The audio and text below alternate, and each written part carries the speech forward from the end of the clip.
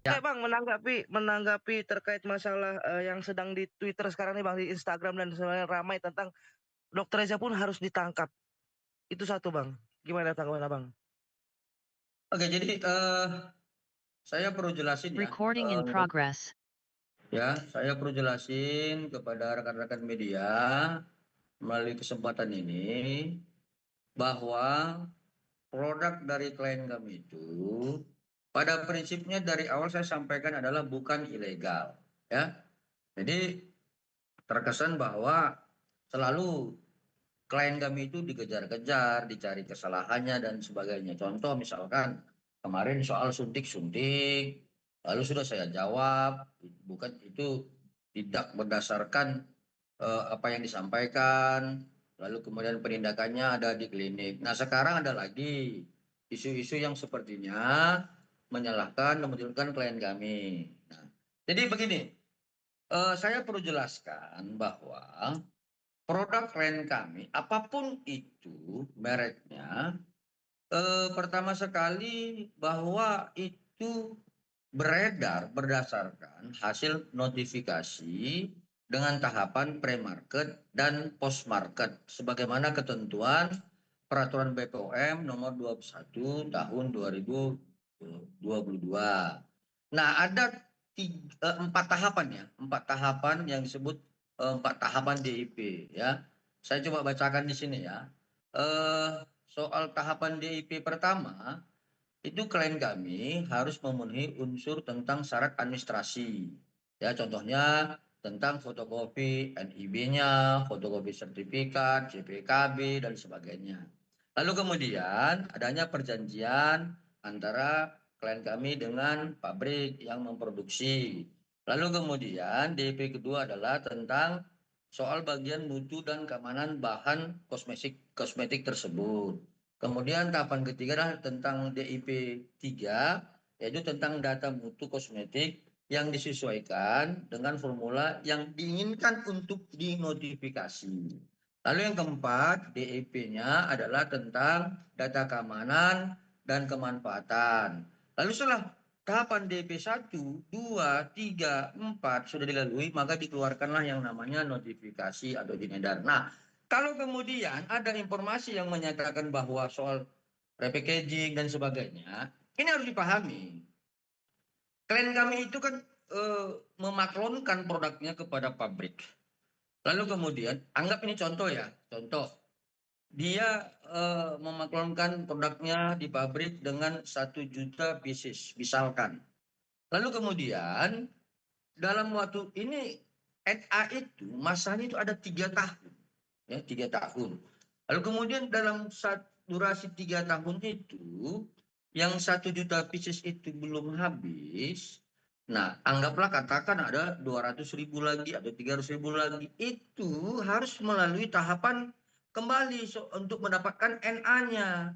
Soal DIP 1, DIP 2, DP 3, DP 4. Nah, kalau kemudian ada yang mengatakan mengganti, ada melakukan dikatakan repackaging.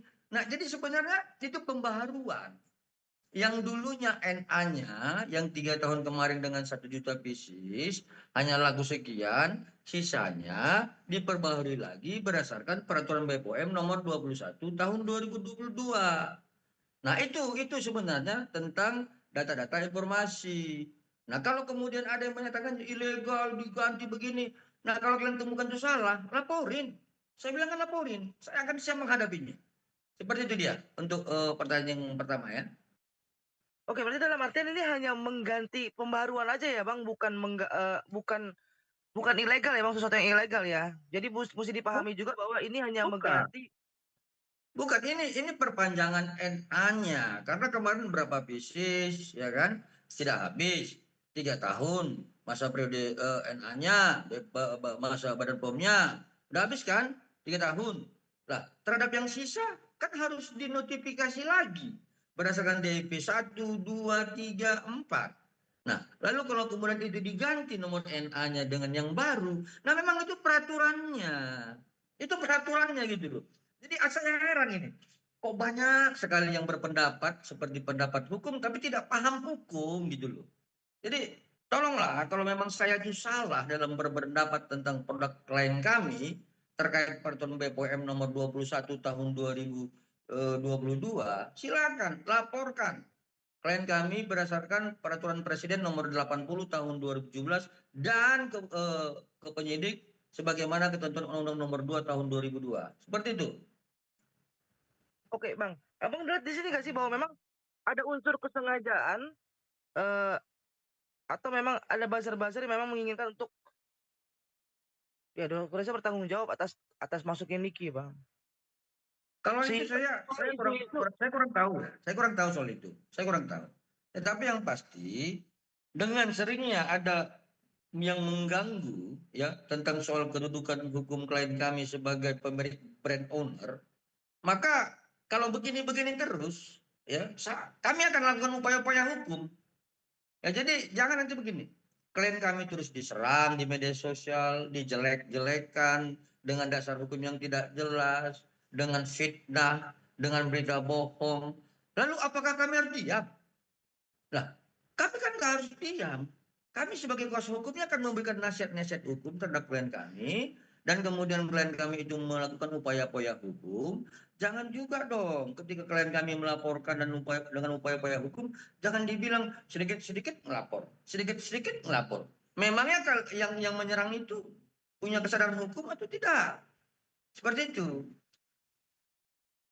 oke, Bang. Ya ini kan sudah sekali lagi ini kan udah kemana-mana ya, Bang, sebetulnya bisa dikatakan seperti itu ya, Bang. Udah out of the box lah, udah keluar jalur lah, Bang, maksudnya udah keluar jalur. Nah, ini muncul lagi kemarin pengacara yang memberikan pesan luar biasa untuk Abang nih, Bang. Sebagai sesama Apa itu? PH, Apa itu? Apa itu? ya untuk janganlah memaksakan seseorang itu masuk ke dalam hukum jika memang tidak terbukti, tidak tidak terlibat atau apapun gitu loh, Bang. Oke, oke. Jadi begini, dalam kesempatan ini saya sampaikan begini. Saya buat analogi ya.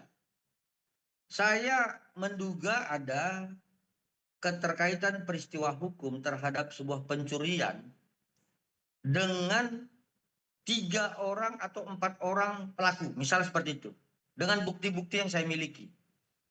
Kemudian penyidik lalu mentersangkakan 2 orang. Nah, seperti itu analoginya ya. Lalu apakah harus saya diam terhadap yang 2 orang lagi yang belum tersangkakan? Nah, itu analoginya ya. Nah, yang kedua, saya sebenarnya bukan memaksa. Saya juga dengar itu komen-komennya dengan suara tekanan keras di bulan Ramadan dan sebagainya begitu. Eh, ini saya orang Medan, suaranya keras. Ya, tetapi yang saya sampaikan adalah tentang soal azas hukum formilnya. Kenapa? Karena disebutkan di pasal 44 ayat 2 KUHP dijelaskan bahwa barang bukti itu tidak boleh dipinjam pakaikan. Apalagi itu terkait dengan barang bukti elektronik yang penanganannya khusus sebagaimana peraturan Kapolri nomor 6 tahun 2019 di pasal 34, 35 huruf A dan huruf E. Jadi saya kan berpendapat selalu ada dasar hukumnya. Nah, jadi kalau dasar hukum yang saya sampaikan kemudian berbentuk pendapat dibantah lagi dengan pendapat yang tidak punya dasar hukum, ini kan negara kita ini kan jadi hancur lebur begitu. Silakan berpendapat, tetapi punya dasar hukum. Dan kalau kemudian, ya saya juga dengar itu bahwa Dr. O adalah jembatan. Lah, kan sudah diakui bahwa Dr. O itulah jembatan. Pasal 55, pasal 56, itu kan unsurnya jelas. Ya ada Don Plegen, ada Medal Plegen, ada Plegen. Jadi kalau kita misalnya praktisi, izin ya para rekan-rekan sejawat saya, senior saya hormatnya bahwa ketika kita menyampaikan sebuah pendapat itu harus dasar hukumnya. Saya menyampaikan pendapat itu berdasarkan KUHP.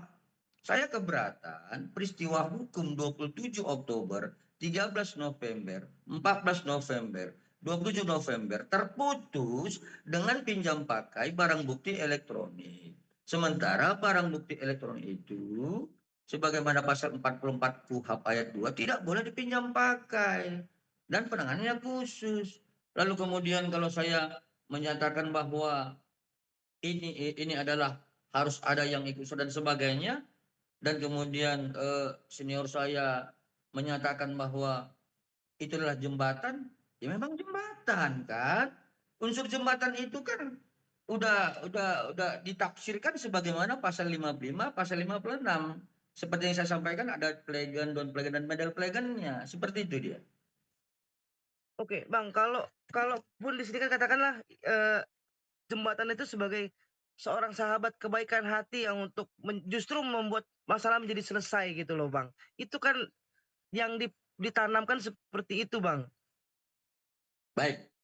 Jadi gini, saya juga memohonlah, sangat memohon, dengan sangat ya.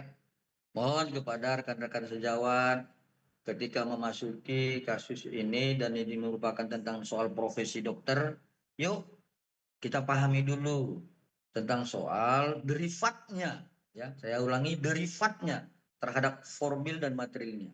Saya sampaikan begini, bahwa tentang komunikasi klien kami dengan Dr. O itu adalah dasarnya teman sejawat.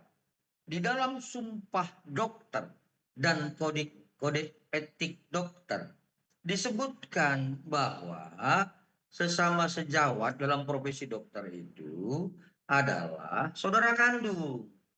Nah, kalau kemudian klien kami ini menganggap dokter O itu adalah saudara kandung, maka ya wajar dong saudara kandungnya memberikan solusi atau misalkan yang disebutkan jembatan itu, jembatan yang tidak menimbulkan peristiwa hukum pidana. Ini kan jembatannya kan menimbulkan dugaan peristiwa pidana. Dan kemudian ingat, ya, barang siapa yang mengetahui pidana tapi tidak melapor, kan itu juga perbuatan pidana. Jadi seperti itu. Jadi soal klien kami menghubungi Dr. O itu dalam kategori konteks yang adalah teman sejawat. Teman sejawat itu dalam sumpah dokter dan kode etik dokter adalah saudara kandung. Kalau saudara kandung harus memberikan solusi terhadap persoalan-persoalan saudara kandungnya. Seperti itu dia. Oke. Oke, yang lain ada yang mau nanya? Ada yang lain? Mbak Are? Lanjut, lanjut. Abraham, cumi-cumi. Oke, Bang, Lanjut. pertanyaan terakhir. Abraham, mau nanya Abraham? Gue ini mewakili kawan-kawan nih yang di lapangan nih. Masih Oke, pada Bang. liputan kita, Pak. Masih Bang, pada sedikit, sekalian Bang. liputan sedikit. Bang, jadi kalau menurut Abang, Dokter Oki itu terlibat atau gimana, Bang? Nah, saya kan sudah berulang dalam setiap kesempatan menyampaikan peristiwa 27 Oktober itu kan peristiwa hukum yang harus menjadi pintu masuk terhadap peristiwa-peristiwa dugaan pidana yang lain. Kenapa? Ada disebutkan bahwa Dr. O itu menyarankan menjumpai inisial NM melalui IM, kemudian mendatangi rumah dokter inisial dokter S, berkomunikasi dan sebagainya. Ini kan saran. Dan ini merupakan saran yang dilaksanakan oleh klien kami.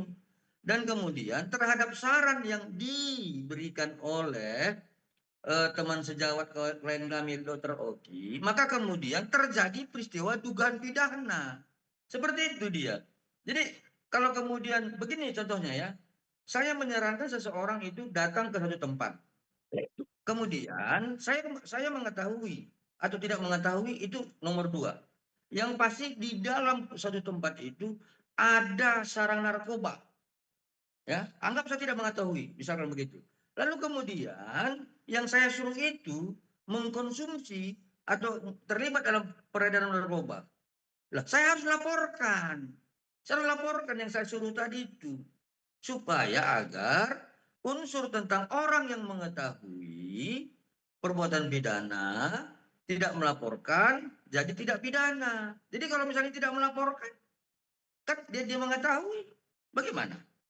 Ya seharusnya kalau saya, ya kalau saya di posisi Dr. O, saya laporkan peristiwa pidana itu. Kenapa? Karena saya tidak menyarankan rekan sejawat saya untuk kemudian dilakukan dugaan-dugaan pemerasan. Karena saran-saran itu adalah hanya sebatas menyelesaikan dengan silaturahmi, bukan untuk diperas. Oh, kalau kemudian teman sejawat saya, saudara kandung saya diperas, saya akan laporkan. Tapi kalau nggak saya laporkan, nah dugaannya kan saya juga ya itu tadi jembatan. Jembatan itu bisa bersifat tidak misalkan dipidana, juga bisa dipidana. Tapi begini, saya dari awal kan tidak mau masuk di dalam ajas materialnya karena itu bukan wewenang saya. Itu wewenang dari majelis hakim, wewenang dari penuntut umum, wewenang dari kuasa tersangka. Tapi kalau kemudian ini digiring seperti itu, saya ya mencobalah, izinlah para senior, para rekan saya. Saya cobalah berpendapat selalu apa namanya? Saya mencoba untuk menyamakan pendapat kita agar pendapat itu berdasarkan hukum normatif. Ada dasar hukum kita untuk berpendapat. Seperti itu dia. Oke, Bang, sorry nih, Bang. Maaf tadi baru bergabung lagi. Ini kan lagi ramai juga. Recording Saya stopped. Lina tadi dari Recording in progress. di Twitter rame bang terkait yang untuk Reza Gladys agar segera ditangkap karena barang-barangnya itu palsu. Baik yang bilang juga ini BPOM juga bukan resmi dari BPOM. Mungkin tanggapan Bang Julianus sebagai kuasa hukumnya sendiri seperti apa sih bang? Ya. Jadi berulang-ulang saya sampaikan dalam setiap kesempatan. Kalau ada bukti permulaan yang cukup terhadap produk klien kami yang kemudian itu dikatakan ilegal, segera laporkan. Ya, saya ajari yang membuat penyebaran di sosmed itu ya saya ajari ya. Pertama, kalian harus dalami peraturan BPOM nomor 21 tahun 2022 tentang notifikasi dan izin edar. Kedua, kalian harus pahami pasal 138 Junto 435 Undang-Undang 17 tahun 2023 tentang kesehatan. Itu pahami dulu. Nah yang kedua mau saya sampaikan bahwa klien kami itu dalam setiap produk merek apapun itu sudah melalui tahapan DIP 1, DIP 2, DIP 3, dan DIP 4. Nah kalau kemudian ada sekarang itu kan di repackaging. Ini begini. Lah, saya mau kasih tahu ya. Klien kami ini kan dia memproduksi ya, memaklonkan dalam pabrik sekian, anggap 1 juta pieces misalnya. Lalu kemudian keluarlah NR, itulah izin edar, notifikasi, yang berlaku selama 3 tahun. Pertanyaannya, ketika yang 1 juta pieces itu tidak habis, lalu mau dikemanain? Dibuang? Kan nggak mungkin. Lah berarti sisanya itu diperbaharui NA-nya, izin edarnya, notifikasinya. Bukan artinya mengganti mereknya itu atau NA-nya, Badan POM-nya dengan cara ilegal, tidak. Tapi mengganti NA-nya, Badan POM-nya dengan yang terbaru. Karena yang 3 tahun sebelumnya itu sudah berakhir. Seperti itu. Jadi kadang-kadang kan gini, yang nggak paham, ya, yang nggak mengerti berpendapat. Ini kan menciptakan huru-hara kembali. Ya, jadi saya akan hadapi siapa saja ya yang mencoba untuk melaporkan klien kami secara hukum. Saya akan hadapi itu secara tegas. Apalagi Bang nih baru Berarti itu dipatahkan semua oleh Reza Gladys terkait dengan produk-produk gimana? Berarti semua yang dituduhkan ke Reza Gladys itu bohong bang ya terkait produk edaran izin edar palsu dan lain-lain. Oh iya dong. Begini. Saya itu ya, mohon maaf ya.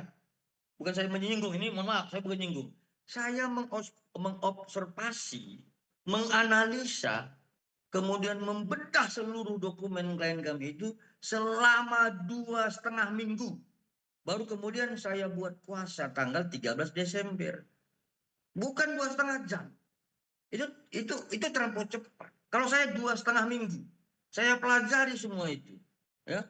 Kemudian saya akan memberikan nasihat-nasihat hukum kepada klien kami. Lalu kemudian setiap apa saja yang disampaikan klien kami dan kemudian itu adalah bohong ya selama 2,5 minggu tadi, maka saya tidak bertanggung jawab terhadap itu. Tetapi kalau selagi apa yang disampaikan klien kami, ya, kepada kami yang selama 2,5 minggu itu, saya akan bertanggung jawab. Saya akan hadapi semua. Ya, jadi jangan tuduh-tuduh klien kami seperti itu. Kasihan dong. Dia sudah dirusak mentalnya, anaknya ada terusak mentalnya, suaminya, keluarganya, kemudian dia mengeluarkan uang 4 miliar, sekarang diserang lagi. Maunya apa sih sebenarnya? Tapi bilang-bilang bulan Ramadan, rendahkan sedikit tensi kita. Jangan serang-serang terus loh. Kasihan itu klien kami. Untung aja dia nggak orang Medan. Kalau orang Karo dia udah angkat parang itu klien kami. Apalagi? Oke, Bang, ini barusan kulihat di Twitter ya, Bang. Ngeri kali agak sedikit bahasanya ya, Bang, bahwa Dokter RG dianggap sebagai sponsor, Bang. Jadi ada nominal angka 10 miliar yang diberikan kepada pihak PMJ dan Dokter RG sebagai sponsor utama, Bang. Jadi bisa dalam artian ya gitulah, Bang. Paham lah, Bang. Sponsor apa? Oh, kemarin ini aja. Hah? Jadi ini untuk mempercepat lah, Bang, istilah seperti itulah, Bang. Aduh, mohon maaf ya. Saya kemarin ya teman-teman media itu bilang begini. Ini Bang Biring ini kok nggak seperti PH-PH yang misalkan tampil di media pakai begini aksesoris dan sebagainya. Nah, saya aja ini kalau tidak bagaimana ya? Kalau 10 miliar, loh pasti saja akan saya menikmati itu kan? Pasti menikmati itu. Tapi jujur, keberadaan saya itu membela klien kami itu karena memang benar-benar sekarang klien kami ini sudah apa ya? Keuangannya sudah betul-betul merosot. Bayangkan, dia sudah 5 bulan, bahkan lebih ya, tidak melakukan penjualan dengan baik. Lalu kemudian sekarang dituduh mensponsori 10 miliar. Duit dari mana? Ya, sepengetahuan saya nggak seperti itulah klien kami. Nggak seperti itu. Dia nggak sekejam itulah. Ya mohon maaf, saya sampaikan ya. eh, Setiap bertemu dengan saya, dia selalu sepertinya sedih dan menangis. Kenapa Bang ya? Masyarakat seperti itu sama saya. Apa saya pernah menyakiti mereka? Dia selalu bilang begitu. Kalau kalian ketemu klien kami, pasti kalian juga iba melihat dia. Kasihan, tolonglah. Yang melalui kesempatan ini saya sampaikan, kasihanlah melihat klien kami. Dia itu ya orang yang lemah lembut, yang nggak mau huru-hara. Seperti itu dia. Apalagi? Bang, izin Bang, mohon maaf sebelumnya. Abang bilang kan ini bahwa krim yang sebelumnya itu sudah ditarik mundur ya Bang? Yang mana? Yang krim, katanya kan ada masalah krim. Itu sudah ditarik mundur atau gimana Bang? Sudah Ini krim diambil? yang mana? Yang skincare itu loh Bang. Enggak, saya gini loh. Kalau soal yang suntik ya. Suntik apa krim sih? Krim ya? Nah, itu dia makanya jelas. Jadi gini loh. Ada dalam hukum namanya eh, apa? Ada kompetensi absolut, ada kompetensi relatif, error and persona, error and objecto. Nah, itu salah satu kesalahan-kesalahan dengan menyebutkan sesuatu hal. Saya takut di situ kalau misalnya menjawab dari teman-teman media dengan menyebutkan satu objek yang belum jelas, saya takut menjawabnya gitu. Makanya yang mana gitu loh. Oke, kalau untuk krim nggak ada ya, Bang, intinya, Bang, ya? Kalau suntikan kan sudah dijelaskan waktu itu ya, Bang? Ya, yang pasti sampai dengan sekarang saya belum dalami yang di apa tadi? Yang di mana itu? Media sosial mana? Di Yang mana? di Twitter, Bang. Nah, di Twitter saya belum mendalami di Twitter seperti apa. Tapi saya selama 2,5 minggu semua produk klien kami sudah kami analisa, kami observasi bahwa tentang tahapan-tahapan DIP 1, DIP 2, DIP 3, DIP 4 telah terpenuhi sebagaimana peraturan BPOM nomor 21 tahun 2024. Dan kalau kemudian ada yang katakan ini repackaging, dog box dan sebagainya, nah itu adalah NA yang sudah selesai masanya selama 3 tahun. Lalu kemudian diperbaharui lagi NA-nya. dan itu kalau dengan produk yang sama, tapi ada beberapa perubahan-perubahan formula. Tapi yang pasti adalah tahapannya telah terpenuhi sebagaimana peraturan BPOM nomor 21 tahun 2022. Dan mohon maaf kawan-kawan media, kalau saya misalnya keras-keras bicara, ini orang Batak Karo ini, dari Karo aku, dari Kabanjahe, Desa Nargunung. Ya, jadi kalau saya ngomongnya kayak gini memang karakter kami seperti itu. Begitu dia kawan-kawan. Oke Bang, dari saya terakhir Bang, berarti apapun yang sedang terjadi, pemberitaan yang sedang mengguncang sosmed dan segala macam tidak melunturkan atau tidak membuat Abang gentar ya Bang? Sampai detik ini saya sampaikan, dengan keberadaan klien kami yang saya sudah observasi dari awal 2,5 minggu, saya akan hadapi siapa saja. Ya, siapa saja yang telah menemukan bukti permulaan cukup yang kemudian menyatakan produk klien kami ilegal. Tetapi kalau kemudian ada hal-hal yang keliru lainnya yang selama ini tidak diperlihatkan oleh klien kami, ya jelas kami tidak akan mempertahankan itu. Tetapi terhadap apa yang telah diperlihatkan dokumen-dokumen oleh klien kami akan mempertahankannya sampai kapanpun. Saya pikir itu. Oke, ada lagi yang lain? Ada lagi? Artinya tidak pernah ada yang namanya ilegal ya Bang? Sampai dengan detik ini yang kami periksa tidak ada yang ilegal. Ya, sekali lagi sudah memenuhi tahapan-tahapan DIP 1, DP 2, DP 3, DP 4 sebagaimana peraturan BPOM nomor 21 tahun 2024. Seperti itu. Dan itu dari awal Ya. bisnis. Ya, yang kami periksakan yang dari awal yang kami periksa. Artinya dokumen produk yang sekarang itulah yang kami periksa dan kami analisa dokumennya. Ya, untuk memperjelas aja Bang, artinya dari awal itu memang tidak pernah adanya namanya barang ilegal. Dari awal itu sejak kapan masuknya? Ya, dari awal Dokter Rezanya bisnis, artinya tidak pernah ada hal-hal yang inilah gitu loh. Atau baru Kalau begitu. itu Kalau gimana? itu belum bisa saya jawab karena kan begini. Masuknya kami dari GPS Law Office and Partner itu sebagai kuasa hukum kan pada saat ada peristiwa-peristiwa dugaan tindak pidana pemerasan sebagaimana pasal 368 dan pasal 7B ayat 2 dan Undang-Undang TPU. Sejak itu kami memeriksa seluruh dokumen-dokumen yang terkait produk klien kami.